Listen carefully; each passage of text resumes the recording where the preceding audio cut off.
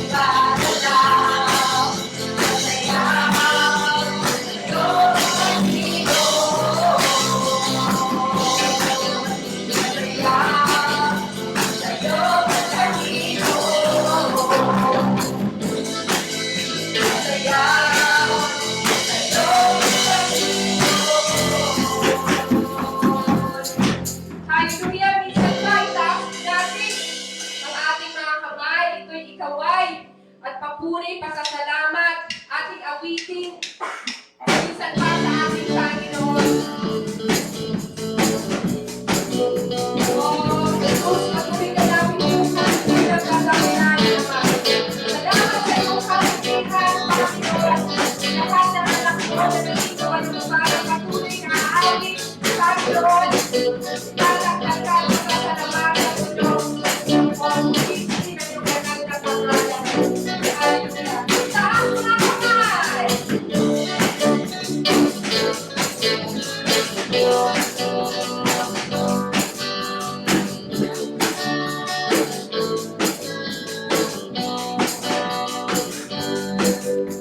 Taas mga kamay, at ito ay ikaw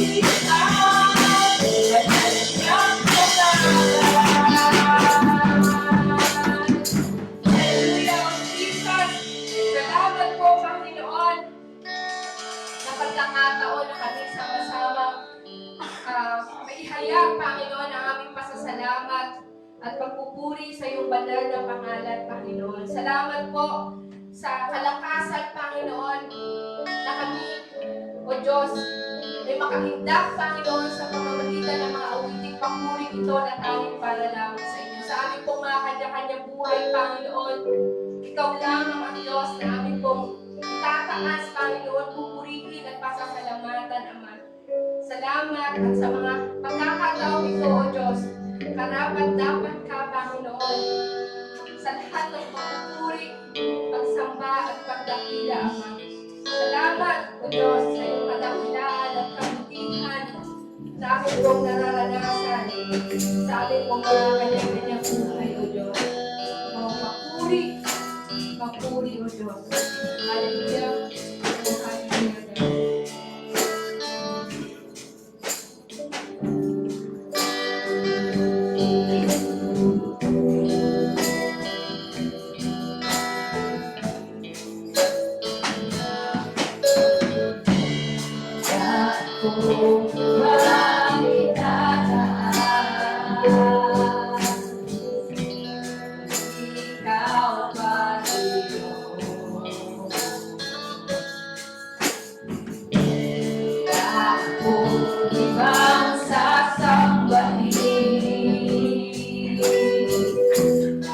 Oras mo at panahon, dahil ikaw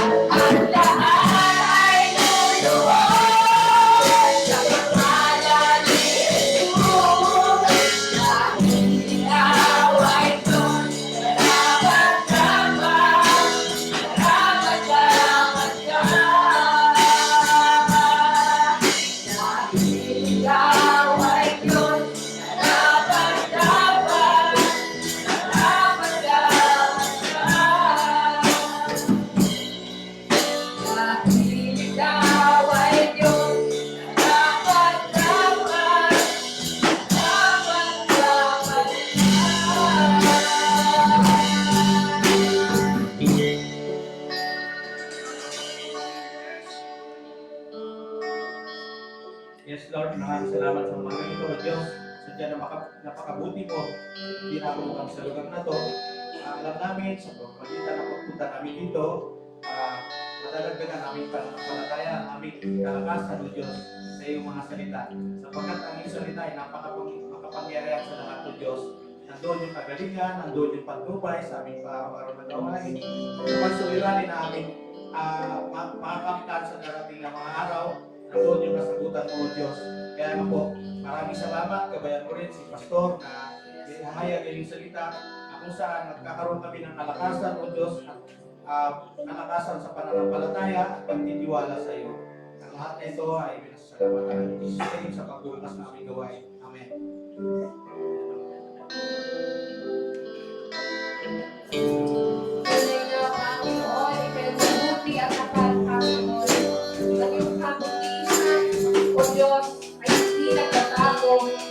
Ikaw ang Diyos, Panginoon, na patuloy, O God.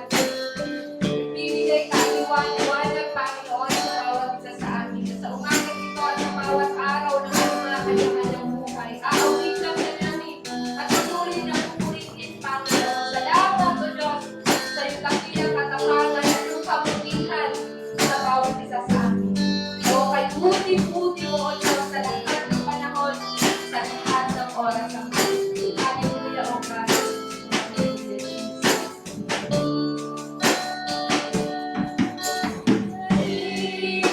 Panginoon, kay buti mo sa amin. Ikaw naman ang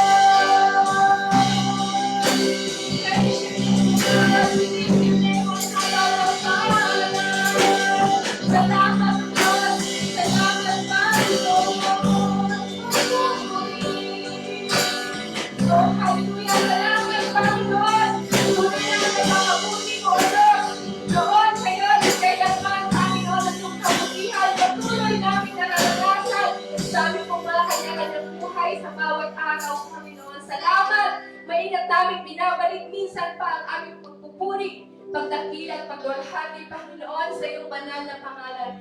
Salamat, O Diyos. Salamat, Ama. Purihin ka, sambahin ka, Ama. Hallelujah! Magandang umaga po sa ating lahat. Purihin po ang ating Panginoon.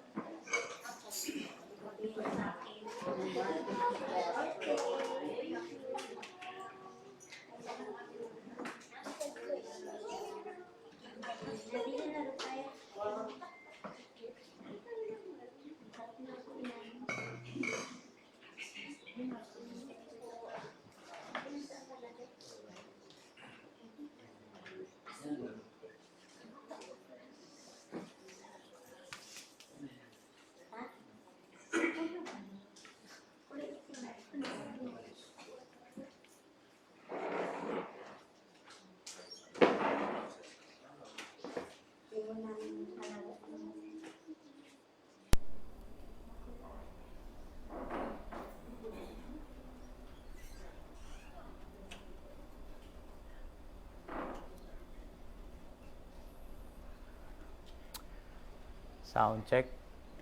Alright. Meron po. So purihin po ang Diyos sa umagang ito. Sabi mo sa katabi mo, good morning. Good morning. Kung wala kang katabi, hanap ka ng katabi. Maging yung ating nasa, parang may echo yata. Sa ating mga nasa FB Live, good morning po sa inyo. Pero alam niyo po, mas maganda kung dito rin lang kayo sa Puerto. No? It's good to be here in the church. Mas maganda po yung nagkakasama-sama tayo in a face-to-face. Alright. So, palakpakan po natin ang bawat isa. Thank you, Lord. And then we have a new message title. I think last Sunday, yung kay Brother Jerry, he shares about the kingdom. At unahin ang kaharian ng Diyos. Actually, life verse niya yata yun, yung Matthew 6:33 na yun. And most of you also na life verse din ninyo yung Matthew chapter 6 verse 33. Okay? And we will see today, kung that really happening to us. No? Kaya nga, yung title natin ngayon, ang ginagawa ng Espiritu Santo. Again, our theme is for this series, Determined to Discover. Last year, Deeper Understanding. Since we have already this deeper understanding, now we are determined to discover. No? Yung mga bagay na naintindihan ng bawat isa sa atin. Handa na po ba kayong i-stretch sa inyong mga muscle? Muscle of faith, no? Yung kung paano lahat tayo ay merong pananampalataya at ang pananampalatayang ito ay pinapalakas pa natin. Hindi para magkaroon, we have it already. Parang yung bata, meron na siyang muscle and then habang siya lumalaki, habang siya nag-grow, yung mga ano ba yung muscle sa Tagalog? Muscle. Maskulado. Yung mga muscle niyo, kalamnan ba yan? Tignan niyo, limited tayo sa Tagalog, but in English tayo naman ay nagkakaintindihan. Of course, every Sunday, yung ating muscle ito ay na-stretch, sa magitan ng mga salita ng Diyos na ating natatanggap. In John 16 verse 7, subalit, sinasabi ko sa inyo ang katotohanan. Sabi niya. Ang pag-alis ko'y sa ikabubuti ninyo. Jesus is talking to the disciples. Alis siya, sabi niya, ang pag-alis ko'y sa ikabubuti nyo. Sapagkat hindi paparito sa inyo ang patnubay, tagapagturo, tagatulong, mga aliw, that is the Holy Spirit, patnubay. Sometimes ginagamit tagatulong, sometimes ginagamit mga aliw o comforter. Okay. kung hindi ako aalis. Ibig sabihin, hindi paparito sa inyo ang Holy Spirit, yung tagapagpatnubay, kung hindi ako aalis. Ngunit pag alis ko, isusugo siya sa inyo. So that is the promise of Jesus. No? At ito'y nangyari na, it happened. No? Pag alis niya, and then, He sent forth the Holy Spirit. No? Hindi man, ang Holy Spirit ang siyang kasama natin ngayon. Ang Holy Spirit ay sumasa atin. At ang Holy Spirit, ito yung ginagamit natin sa ating pakikipag-ugnayan sa ating Panginoon. And the Holy Spirit Himself is God. No? Siya po ay Diyos. No? Now, in verse 8, ito ang ginagawa ngayon ng Holy Spirit. No? Verse 8, pagdating niya, Espiritu Santo, ay kanyang patutunayan na mali ang mga taga-sanlibutan tungkol sa kasalanan, tungkol sa katuwiran, tungkol sa paghahatol ng Diyos. Okay? Sabi niya na patutunayan na mali. So, it is the Holy Spirit Himself will reprove ang mga taga-sanlibutan tungkol sa kasalanan. No? Kasi kung minsan, iba yung pagkaunawa, yung word na sin, yung word na kasalanan ng tao, sa kung ano talaga ang pakahulugan ng kasalanan. At ang magtuturo, sabi niya, patutunayan na mali. So it is the Holy Spirit who will prove, no? Siyang magtuturo, siyang magsasabi na mali ang mga tungkol sa kasalanan na pananaw ng sanlibutan. Patungkol sa kasalanan, patungkol sa katwiran, at tungkol sa paghahatol ng Diyos. Okay. Kung minsan, nagkakaroon tayo ng maling impresyon. Ano ba yung impresyon? Maling damdamin? Maling pagkaunawa? O maling ideya? Yan. Maling impresyon, tungkol sa banal na espiritu o yung kaniyang ginagawa sa tao. Okay. Ang sabi niya, merong itatama yung pananaw ng sanlibutan at kung minsan, nagkakaroon tayo ng akala natin, Holy Spirit ito. No? Yung nararamdaman kong ito na Holy Spirit. No? Nalaman ko na makasalanan ako, it's because of the Holy Spirit. So, meron kang na naramdaman, akala ng karamihan na sa tuwing sila'y nagkakasala, ang Holy Spirit is there to convict and to condemn you. No? Pag nagkasala ka, parang nagkakaroon ka ng pakiramdam, parang pinaramdam sa akin ng Holy Spirit. No? Parang nakonvict ako. No? Na yung ginagawa kong ito ay mali. No? At pinakita sa akin ng Holy Spirit na ang sama-sama talaga ng ginawa ko. Actually, that is not Holy Spirit. Hindi po yung Holy Spirit ang nagko-condemn sa atin. Di ba kung minsan pagka nagkasala ka, ay nagkamali ako, nagkasala ako. Inudyukan ako ng Holy Spirit, babalik ako sa Diyos. Ibig sabihin, every time na nagkakamali ka, every time na nagkakasala ka, balik parito ka sa ating Panginoon. That is not the way the Holy Spirit speaking to us. Na kung minsan ito yung ating of course ang kasalanan kailangang hatulan at binibigyan ito ng kahulugan yung patungkol sa kasalanan. At alam natin ang kasalanan ito ay paghihiwalay sa Diyos. So hindi yung Holy Spirit ang siyang humahatol sa atin o nagko-condemn o nagko-convict pagka gumawa ka ng mali o gumawa ka ng kasalanan. And who's then convicting you? It is your conscience. Parang naalala nyo nung nagkasala si Adan tsaka si Eva? Diba? Nung nagkasala sila, I think that was in Genesis chapter 3. Nung nagkasala si Adan, Of course, ang na-highlight masyado dun si Adan eh. Si Eva, hindi masyado eh. Pero sabi ng iba, parang siyang pinagmulan eh. Kasi in-offer niya, di ba? Pero ang na-highlight dun si Adan, no? Tapos, nung nagkasala sila, di ba nung hindi naman sila nagkasala, hubad na sila? Wala naman silang damit, di ba? Pero nung nagkasala sila, sila'y nagtago, di ba? At sa kanilang pagtatago, umalis sila, narinig nilang naglalakad ang Diyos. Hinahanap ng Diyos yung dalawa, si Adan at saka si Eva. Okay. At hindi lang niya basta hinanap, tinatawag pa niya. Diba? Adan, Adan. Hindi niya tinawag si Eva, no? Si Adan talaga. Adan, Adan, di ba? Nasaan ka? Sabi niya, bakit ka nagtatago? Okay, sabi niya. Anong sagot niya? Nagtatago po kasi ako dahil hubad ako. Sabi niya. Sino bang nagsabing hubad ka?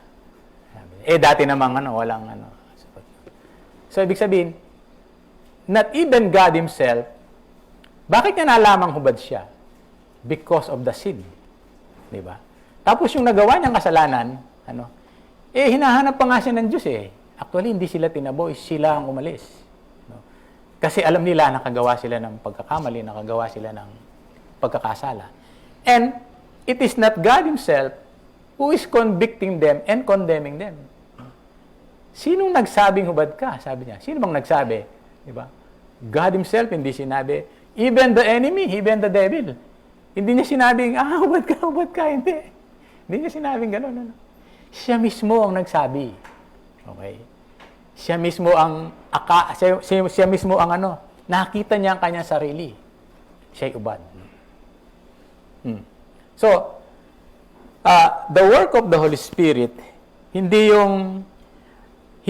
tayo hinahatulan pagka tayo nagkamali, tayo nagkasala.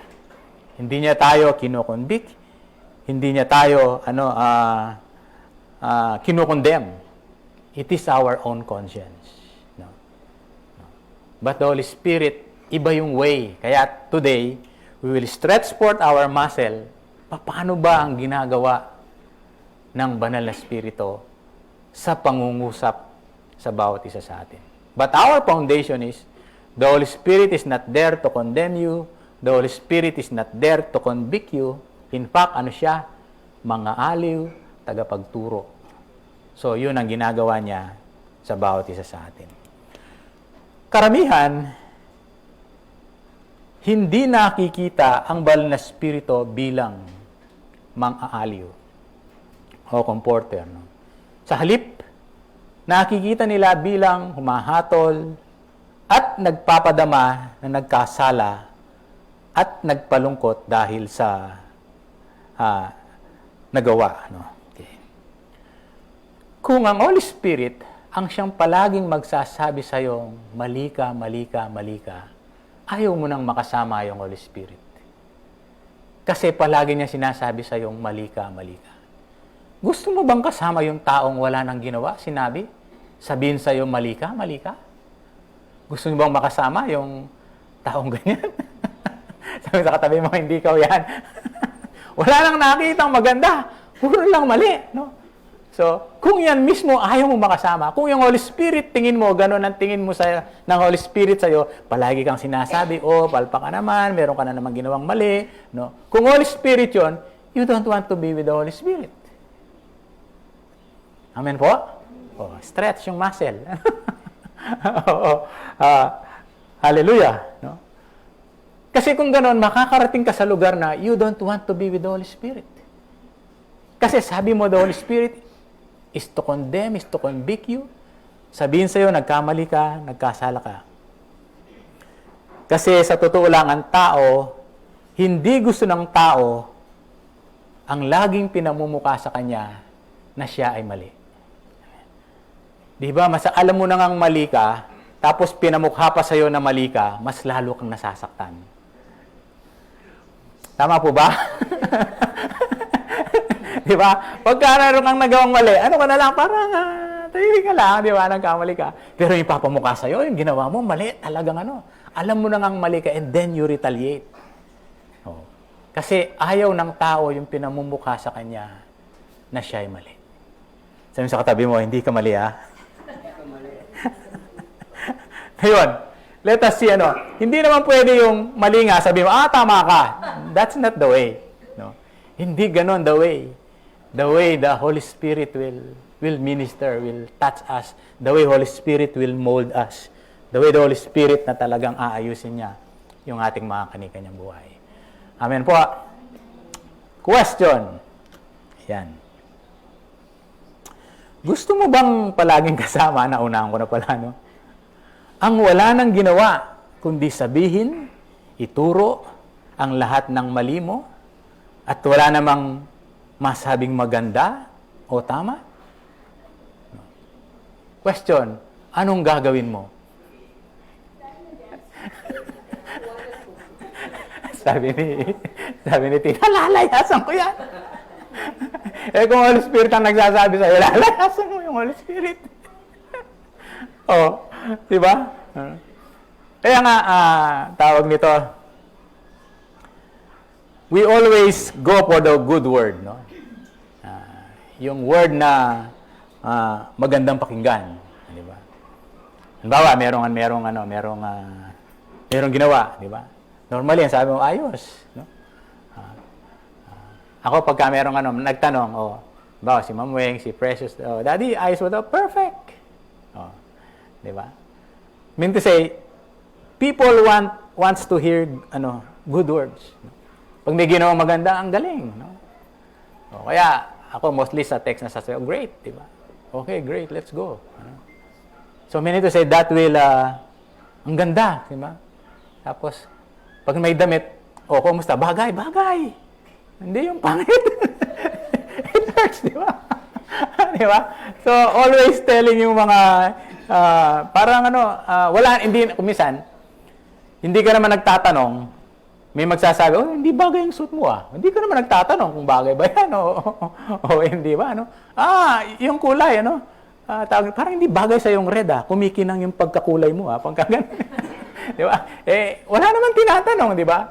Meron talagang mga taong na gano'n, Kaya nga, kung ganito ang gagawin palagi, na ipinapakita mali ang isang tao, alam mo, makikita ka pa lang niya, umaalis na siya.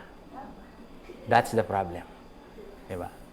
That's the problem, Pag ikaw ay puna ng puna, walang makita, kundi bagay na magaganda, lumalapit ka pa lang, umiiwas na sila sa'yo. Ito na naman ito. So, makakarating ka sa lugar na hindi ka nila gugustuhin makasama. Tama po ba, di ba? You really want to be yung sa taong ganon? No, definitely not. Now, you can relate it to the Holy Spirit, no? If the Holy Spirit will tell you lahat ng mga pagkakamali mo, lahat ng kapalpakan mo, you don't want to be with the Holy Spirit. No? The Holy Spirit is not there to condemn you. The Holy Spirit is not there to convict you. Say amen. In John chapter John chapter 16 verse 9, kadugtong. Ano sabi niya? Patutunayan niya ang tungkol sa kanilang kasalanan. Okay. Tatlo to no? Siguro 3 Sunday yung kasalanan, paghatol, tsaka yung isa, 3 Pero kung matapos ko ngayon, okay lang. Pag hindi, tuloy lang natin. Patutunayan niya ang tungkol sa kanilang kasalanan sapagkat hindi sila naniniwala sa akin. Now, ang Holy Spirit, ang premise natin kanina na yung ibalik natin kanina sabi natin,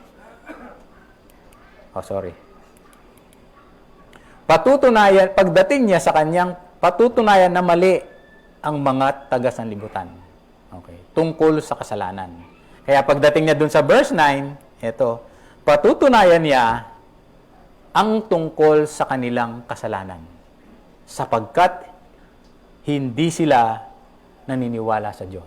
In other translation, tungkol sa kasalanan dahil hindi sila sumasampalataya sa akin. So, ibig sabihin, yung kasalanan ay hindi paniniwala sa Diyos. Okay? Sabi dito, tungkol sa kasalanan, hindi sila sumasampalataya sa akin. That is sin. Yung hindi paniniwala sa Diyos, yung hindi pagsampalataya sa Diyos, that is sin. No? Ang nagpapatunay doon is the Holy Spirit. No? So, yun ang sinasabi niyang, ito ang kasalanan. Ang kasalanan ay hindi paniniwala sa Diyos. Ang kasalanan ay hindi pananampalataya sa Kanya. Look at English translation. Sa NIV sabi niya, about sin, sabi niya, because people do not believe in me. That is sin. Narino po? People do not believe in me. Sabi, in Amplified, about sin. Open and close, sabi niya. And the true nature of it. No? Because they do not believe in me. Okay? In other translation, they do not believe my message. They do not believe my word. That is sin. No? So, ang malinaw ngayon, nagkasala ako o nagkasala ang tao dahil hindi sila naniwala. Malinaw po? Nagkasala si Adan at saka si Eva dahil hindi sila naniwala dun sa sinabi ng Diyos. That is, yun ang kasalanan. Say amen. Only one sin yung sinasabi natin. Kaya nga dito, about sin. Diba? O again, ano siya? Singular. Tama, ma'am siya? About sin. Singular, no? About sin, it is a noun. Hindi siya verb. Amen? Hindi about sins. Hindi, it's about sin. Mean to say, it is just only one. Wala nang minor, walang major. It is about sin. It is only one. And what is that sin? Hindi paniniwala sa Diyos. Amen po. Lahat po na nakaunawa magsabi ng Amen. Hindi paniniwala kay Jesus. Singular, no? Hindi siya plural sa English. No? Alam mo ba na sa tuwing makagagawa ng mali o kasalanan, ang isang tao, yun ay ang hindi niya paniniwala kay Jesus o sa kanyang salita. Okay? Mamaya, we will discover. Of course, sa taong hindi pa nagginawang Lord, ang ating Panginoon Jesus, si Kristo, yung hindi nila paniniwala, yun ang kasalanan. Hindi yung kasalanan nila yung, wala namang binanggit dito na basta yung hindi paniniwala. Hindi niya sinabi na yung pagsisinungaling, yung pangangalo niya, o pangungurakot, panloloko, pagnanakaw, pagpatay. Hindi ang mga bagay na ito ang naghahatid sa kanila sa hindi magandang lugar.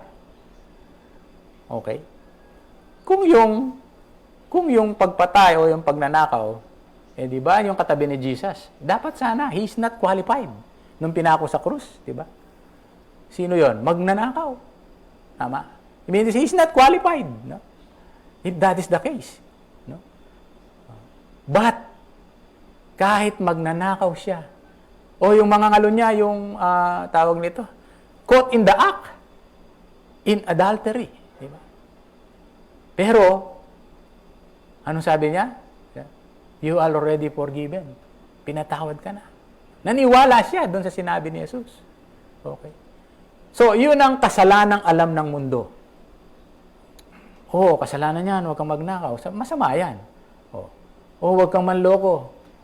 Huwag kang mahurakot. Diba? Yan ang mga pagkaintindi ng kasalanan ng mundo. Pero isa lang ang talagang kasalanan. Ang hindi paniniwala sa ating Panginoon. Ang hindi paniniwala kay Jesus, ang hindi paniniwala sa mga bagay na ginawa niya para sa bawat isa sa atin.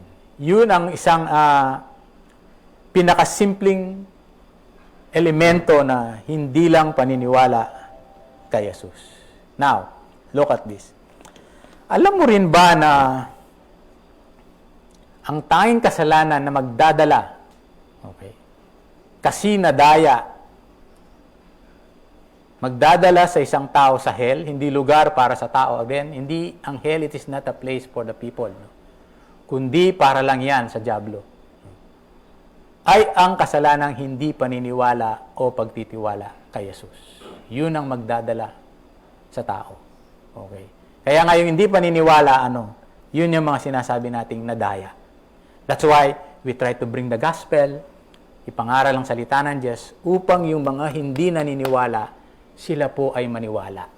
At hindi sila manatili sa lugar na sila ay nadadaya ng mga bagay na nakikita nila, mga bagay na naririnig nila dito sa sanlibutan. Amen. So yun ang dahilan. Kaya ginagawa natin we try to bring the gospel in a way na ang tao mahal na mahal siya ng Panginoon. Diba? Walang, in fact, in Romans chapter 8:38 yata na walang makapaghiwalay sa pag-ibig ng Diyos sa bawat isa sa atin. Diba? Kahit ano bang paggagawin mo, mahal na mahal ka pa rin ng Diyos. Diba? Kahit pagsipa-sipain, paghampas-hampasin mo yung aso mo, lalapit at lalapit pa rin sa'yo. Diba? So, Diyos pa, di ba? Kahit anong paggagawin mo. O, sino may mga alagang aso dyan? Di ba? Kahit anong paggagawin mo, kahit magalit ka pa dyan, pag nakita ka niyan, sasalubungin ka pa rin niya. Di ba? Galit na galit ka, umalis, pinagsisipa mo, babalik ka, sasalubungin ka pa rin niya. Kulang na lang, yakapin ka pa niya. Anong ginawa mo bago ka umalis? Pinagsisipa mo, pinaghampas, pero pagbalik mo, anong ginagawa niya? Sasalubungin ka pa rin niya. Sabihin pa rin, hi boss, hello. Good morning. Sabi niya, aso lang yan. Amen? Walang espiritu. May soul. Pero walang espiritu. Di ba? Kasi may damdamin siya, di ba? Di ba? Pag ginampas mo, umiyak, masakit. Di ba? Nasaktan. Di ba? May damdamin. Di ba?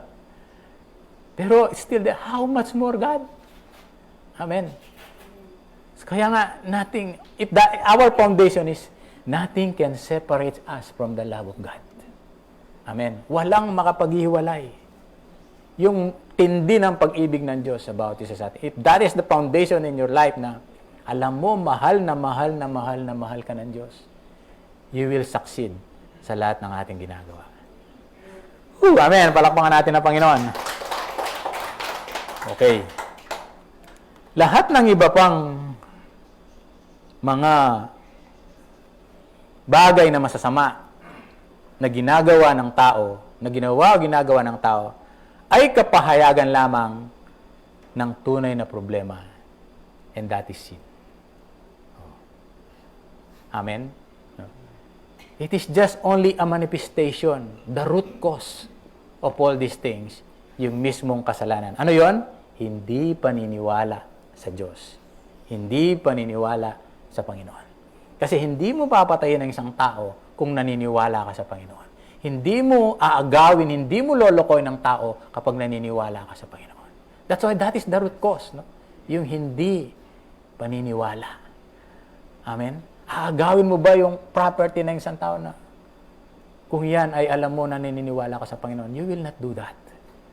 That's why the root cause yung hindi paniniwala sa ating Panginoon. Now, lahat ng Kristiyano magsabi ng Amen. Okay. Bago ka pa na born again, ang kasalanan na inuudyukan ng banal na espiritu sa tao ay ang kasalanang hindi paniniwala kay Jesus. Ito yung hindi pa na born again, hindi pa nakilala sa Panginoon. No?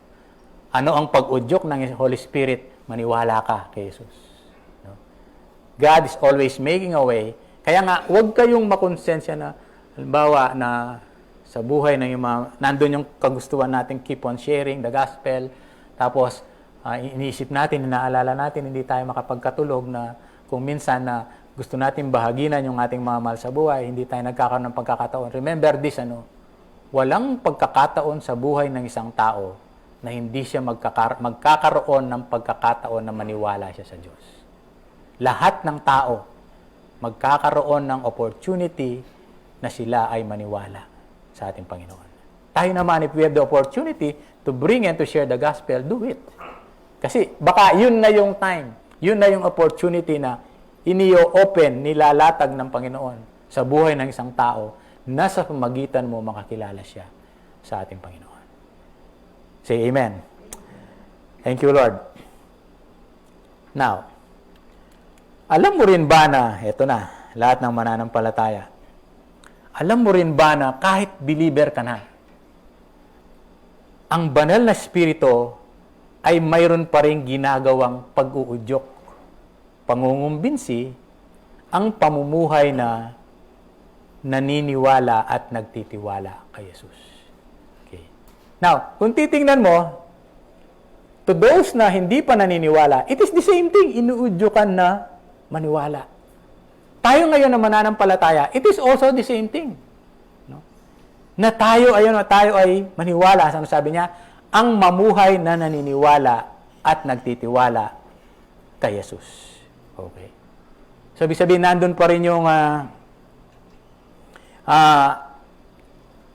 pag-udyok ng Holy Spirit na tayo ay maniwala sa Kanya. No? Parang yung preaching ni Brother Jerry nung Matthew 6:33. Seek ye first the kingdom of God. Diba?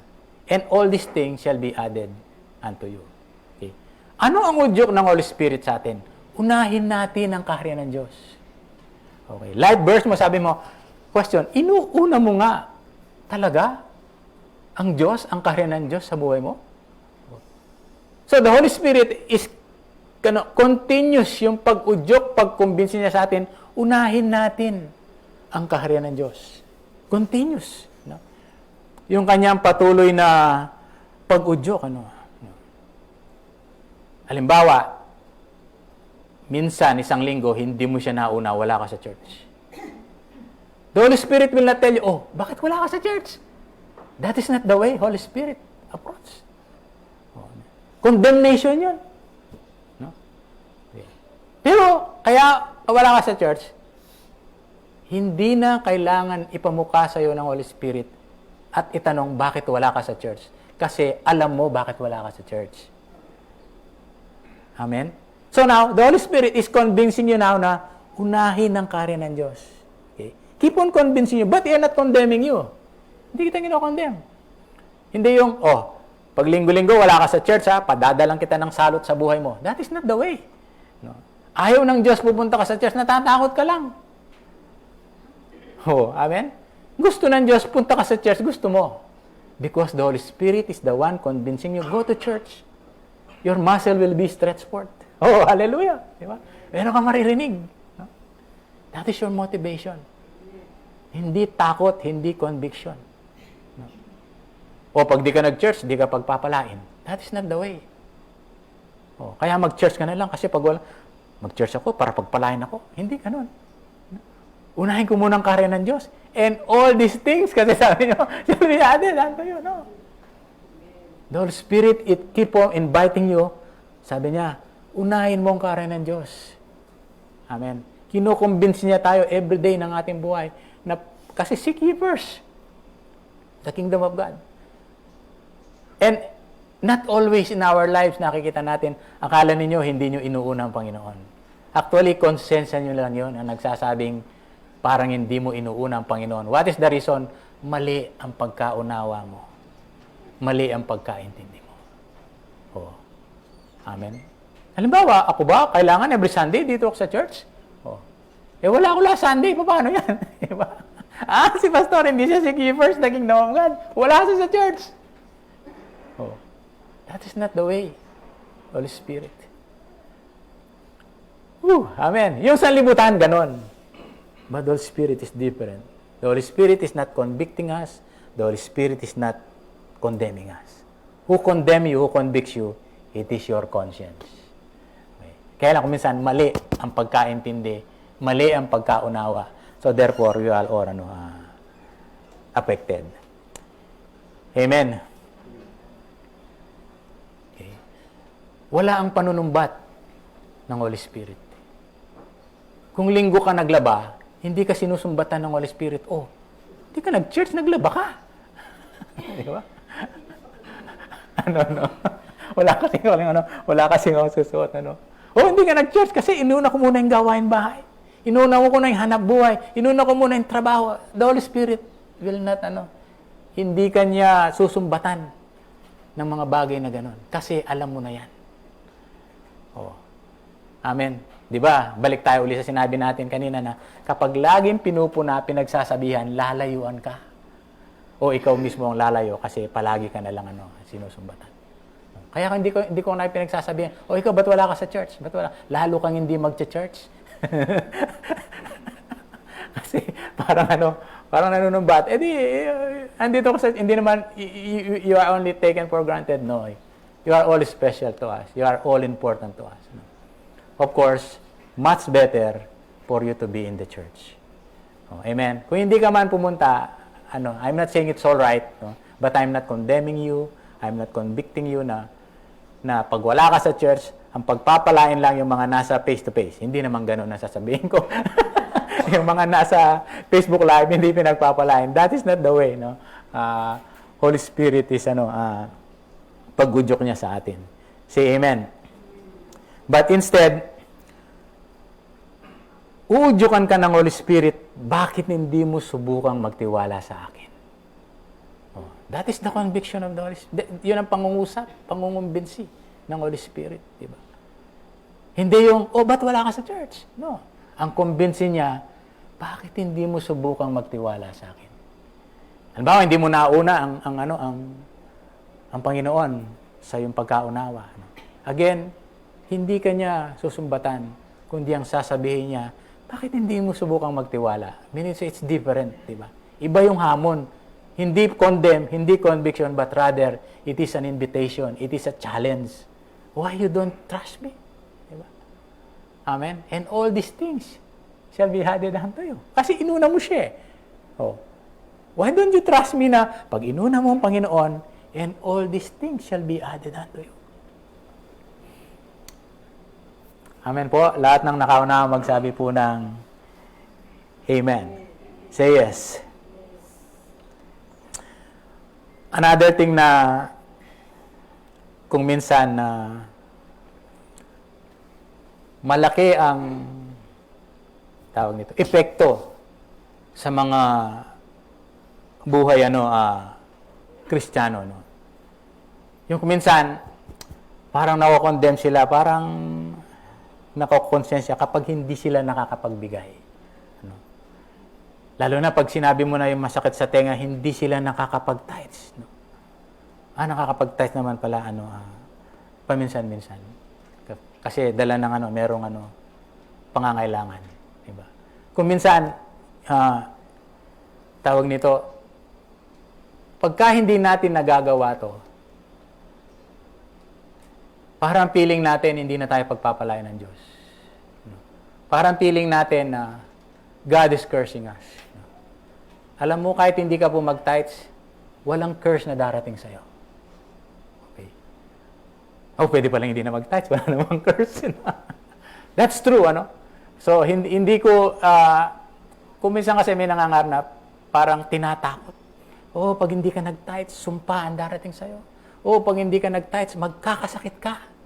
No? That is not the way. Holy Spirit is convincing us. No? Instead, sabi niya, subukan mo ko. Di ba? Hindi niya sinabing na mayroong mangyayari sa'yo. No, that's not the case. Instead, ang sabi niya, subukan mo ko. Sabi niya, why don't you trust me? No?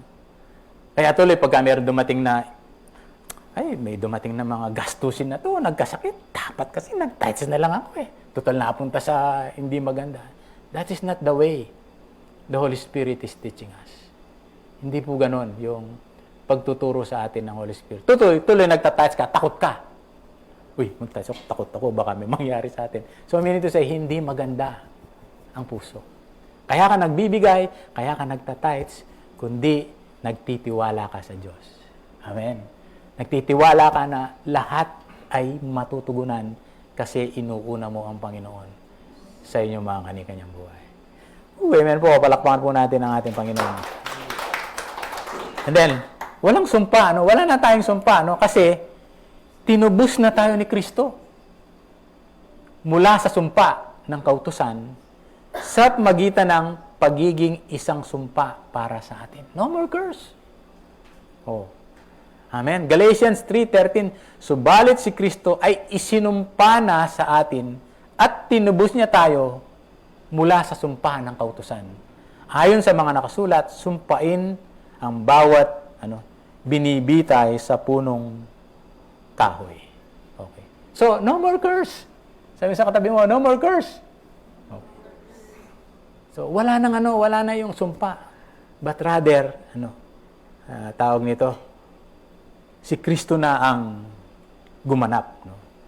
Instead, tinubos niya tayo upang look at this, ang pagpapalang ibinigay ay dumating sa atin. Alright? Sa pamamagitan ni Kristo. Okay. Tinubos niya tayo, you are saved. Tinubos niya tayo. Upang, sabi niya, ang pagpapalang ibinigay ay dumating sa atin sa pamamagitan ni Kristo.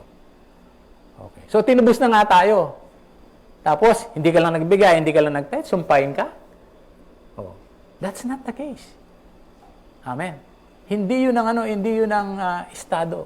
And then, sabi niya, upang sa pamagitan ng pananampalataya, ay matanggap natin ang pangako ng Espiritu.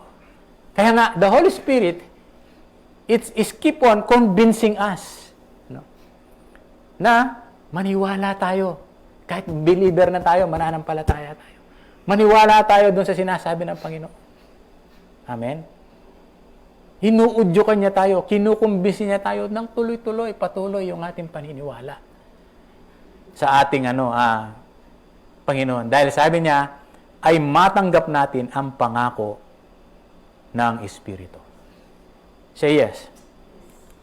Ang pag-uudyok o pangungumbinsi ni Lord sa atin ay, bakit walang kang tiwala sa akin? Bakit hindi ka magtiwala sa mga pangako ko? That is the way God convincing us, not cursing us, but rather it is an invitation. Trust me. Amen.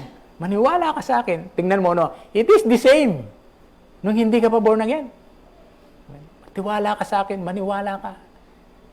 At ngayon na na-born again na tayo, nakilala na sa Panginoon, patuloy pa rin yung pagkumbinsi sa atin, we have to believe God. We have to believe to His promises. Bihira ko lang i-post ito in a verse, yung Malachi chapter 3, verse 10. Bagamat si Kuya George, pag mag-pray siya, lagi niya itong nagagamit. But this time, let us determine to discover what is this Malachi chapter 3, verse 10. Look at the word, Pero ngayon, sabi niya, inahamon ko kayo na subukan niyo ako. Again, not a curse. Ano siya? It's a challenge. Amen? God is not cursing you, Pero ngayon, hinahamon ko kayo na subukan ninyo ako. Alright? Dalhin ninyo ng buo ang inyong mga ikapo sa bodega ng templo upang may pagkain sa aking templo. Kapag ginawa nyo to, ano sabi? Padadalhan ko kayo ng ulan at ibubuhos ko ang sobra-sobrang pagpapala. So, it's a positive. Hindi niya sinabing, kapag hindi nyo ginawa to, susumpain ko kayo. So, it's a positive. It is not a fear, hindi siya takot, but rather it is a challenge. It is an invitation. Kapag ginawa ninyo ito, ayaw mong gawin, nasa iyo na ngayon. But there is no curse. Kung hindi ka magte-tithes, no curse involved. But, sabi niya, kapag ginawa niyo to at hindi mo ginawa, so therefore, you're not, kung titingin mo, kapag ginawa mo to, hindi mo ginawa. Sabi niya, padadalan ko kayo ng ulan at ibubus ko ang sobra-sobrang pagpapala. Amen. Huwag kayong matakot sa sumpa. Okay. There is no curse involved when you don't tithe. There is no curse. But, when you do it, you show that you really trust God. Amen? Bihirang maghamon ng Diyos. Hallelujah. Diba? Ito lang ang talatang God is challenging you. Oh. Wala kang makikita sa Bible na other than this, God is challenging you. Amen. Now, if you don't believe His challenge, again, the Holy Spirit is convincing you na maniwala tayo sa Panginoon. Amen. Yung Holy Spirit, inuudyokan tayo na maniwala. Because God Himself is the one is challenging you. Subukan niyo ako. Diba? Sabi niya, hinahamon ko kayo. Subukan niyo. Tingnan mo, dalawa, no? Hinahamon, subukan. Oh. Amen. Kapag ginawa niyo to, there is a promise. Remember, pag ginawa mo ang challenge, ang hamon ng Diyos, merong pangako. Kaya nga, ang pananampalatayang walang kalakip na gawa ay no promise. Diba? Ay patay. That's why. Amen. So, yung pagbibigay ng to, yung pagta-tithes po, hindi po to hold-upan. Tithes mo, no? Hindi po ito hold-upan. Hindi rin po to sapilitan. Diba? Kaya nga kung minsan yung mundo, mali ang pagkaunawa nila sa mga church. Kasi, yung mga pastor na yan, kaya mayayaman yan, talagang inuobliga nila ang kalang membro na magbigay ng 10-10. Imagine, kung 10-10 na yan, pag sama-samahin mo, daming pera ng pastor. Hindi po ganun ang principle ng tithing. Hindi po hold-upan. Hindi po ito sapilitan. Hindi po yung, kung hindi ka magbibigay, hindi naman sasabihin ng banal na Espiritu, kung hindi ka magbigay, sige ka, kukunin kita, dadamputin kita. That is not the way the Holy Spirit is. Minsan may tumawag sa akin over the phone. Walang number. O nangihingi. Sabi niya, na-share ko to kay Ronald. Sabi niya, kung hindi ka magbibigay, sabi niya, dadamputin ka namin dyan. Sabi niya. So therefore, gusto ko mang magbigay, pero dahil lumikha ng takot, hindi na ako magbibigay. Kasi hindi ako nagbibigay dahil natatakot lang ako. Nagbibigay ako kasi gusto ko. Hindi ganon ang Diyos. Pag hindi ka nag-tithes, hindi ka nagbigay, sige ka, dadamputin kita. At mawawala ka na sa mundong ito. That is not the case. God is doing it. Sa ating mga kani-kanyang buhay. Instead, trust me. Hallelujah. Oh. Amen. Tiwala ka, sa akin. Okay. No curse. Wala namang, huwag kayong mag-alala, no curse. Yun ang gusto natin, no curse. Hallelujah. But, let us heed the call of God. Let us heed the challenge of God sa ating mga kani-kanyang buhay. Say amen. Luke 6:38. Magbigay kayo upang bigyan din kayo ng Diyos. Ibabalik sa inyo ng kulang-kulang, hindi pala, sobra-sobra at umaapaw ang ibibigay ninyo. Sapagkat kung paano kayo magbigay sa iba, ganun din ang pagbibigay ng Diyos sa inyo. Again, it is not a condemning ministry of the Holy Spirit. It is a call of trust. It is a call of pagkonbinsin niya sa atin magbigay upang bibigyan din kayo. Hindi yung magbigay para walang sumpang darating. Magbigay upang bibigyan din kayo. So, yung pag-uudyok o pangungumbinsin Lord sa atin ay, bakit hindi mo subukan na magtiwala sa akin? That is the way God convince us. Bakit hindi mo subukan maniwala sa aking sinabi? Bakit hindi mo subukan patuloy na magtiwala sa pangako ko sa iyo? John 14, 16 and 17. Malapit na tayong matapos. 5 minutes. At ihilingin ko sa Ama na bibigyan niya kayo ng isang tagatulong, taga-aliw, tagapagturo, na sa inyo magpakailanman. Hallelujah. Bibigyan kayo ng taga-aliw, taga-pagturo, sa inyo magpakailanman. The enemy si Satan ang nag-aakusa sa mga believer other than the conscience. No? Si Satan ang nag-aakusa sa mga believer, ang banal na spirito ang siyang mang-aaliw o yung positibo ang ginagawa sa atin. That's why the Holy Spirit, it is more like a Father God. No? Pag binaligtad mo yung Father God, nagbabago ng meaning. No? Pag sinabi mong Godfather, magkaiba yon. Parang yun, pag Godfather, ninong-ninong yan. Yun yung napapanood nyo sa pelikula na talagang, magbigay tayo kay Godfather. Kung hindi, disgrasya tayo sa ating mga kanyang buhay. Nagbabago, Kasi yun ang pananaw ng sanlibutan. Kapag sanlibutan na tumingin, nagbabago. Kaya nga, ang magsasabing mali, hindi ang sanlibutan. Ang magsasabing mali sa sanlibutan patungkol sa kasalanan, ang Holy Spirit ang siyang magtuturo sa bawat isa sa atin. Say amen. Sabi niya, prove me, sabi niya, kung hindi ko ipo-pour out yung ating blessing. Again, God is not going to condemn you over what you have done. That is not the works of the Holy Spirit. No? Naalala nyo yung finally, John chapter 8 verse 10. No? Ito yung nakita ng mga tagapagturo o yung mga pariseo. No? Yung babaeng nahuli sa pangangalo niya. Okay.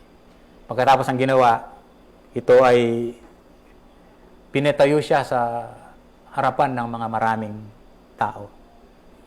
Tapos, publicly sinabi niya, Jesus, sabi ng mga pariseo, ang babaeng ito ay nahuling, nangangalo niya, sabi niya. Tapos, ayon sa kautusan ni Moses, ang babaeng ito ay dapat batuhin hanggang siya ay mamatay. And then the Pharisees asked Jesus, ano ang masasabi mo? Tapos sinabi ni Jesus sa kanila, kung sino man sa inyong walang kasalanan, dumampot ng bato at batuin niyo siya. Wala, lahat ng kasalanan. Anong nangyari? Sila ay isa-isang umalis. Mula sa pinakamatanda hanggang sa pinakabata. Doon sa sinabi ni Jesus. At ang nangyari, ang nagustuhan ko dito, naiwan ang babae at saka si Jesus. Walang natira. Only Jesus at yung babae na nahuling nangangalo niya. Look at verse 10. Tumayo si Jesus at sinabi sa babae, babae, nasaan na sila? May humatol ba sa'yo? Verse 11, sumagot ang babae, wala po. Sinabi ni Jesus sa kanya, hindi rin kita hahatulan. Maaari ka nang umalis, pero huwag ka na muling magkasala. Pagka tayo nagkakamali, tayo nagkakasala, kailanman hindi tayo hinahatulan ng Diyos. Amen? Hindi yung, nagkamali ka na naman, ano ba yan, ang tanda-tanda mo na, tagal-tagal mo ng Kristiyano, ganun ka pa rin. That is not the way. Hindi yun ang kaparaanan ng Diyos sa pamagitan ng Holy Spirit sa atin. Amen. Kundi, it's always challenging us. Magtiwala ka. No? Amen. Nangangalo niya na to, di ba? Sabi niya. Pero hindi pa rin niya ito hinatulan. Yung naghahanap ng iba, pwedeng sabihin na, hindi ka pa ba natutuwa sa ibinigay ko sa iyo? Di ba? Hindi. Condemnation. Hindi sasabihin, mali ang ginagawa mo.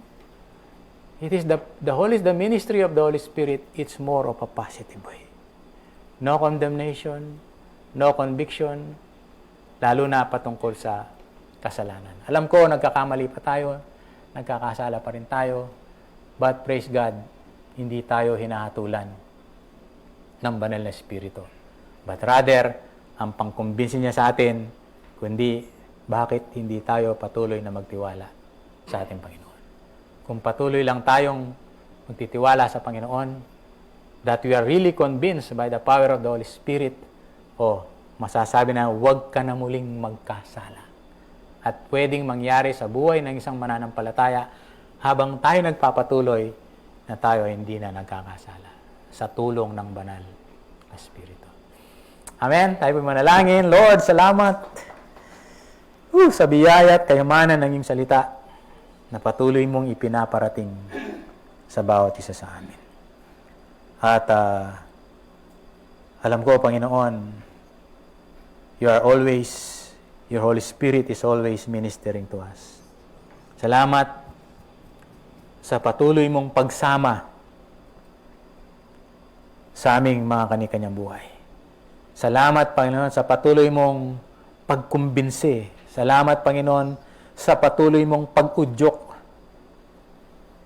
sa bawat isa sa amin na patuloy na magtiwala, patuloy na manampalataya, patuloy na paniwalaan ang salita mo na ipinagkakalob sa amin, sa aming mga kani-kanyang buhay.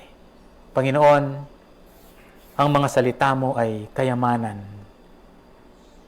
ng bawat isa sa amin.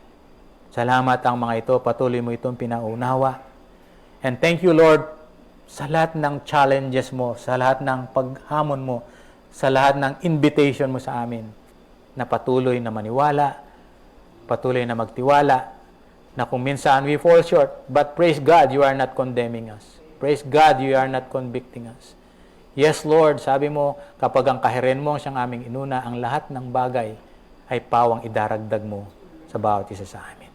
Though may mga times, Panginoon, hindi ka namin nauuna, but that condemnation and conviction, hindi ito pa rin ang gagaling sa iyo. But sometimes, it really came from our own self, in our conscience, Panginoon. Pero, sa araw na ito, sa aming napakinggan, sa aming natutunan, patuloy naming tinatanggap ang paanyaya, ang pagkumbinsi at ang pag-udyok mo sa amin na kami ngayon ay mananampalataya na, patuloy na maniwala, na walang pag-aalinlangan, na walang pagdududa ang lahat ng mga sinabi mo sa iyong mga salita. Pinupuri ka namin at pinapasalamatan sa tanging pangalan mo, Jesus. Amen and amen. Praise God. Palakpakan po natin ang Panginoon. Amen. I hope na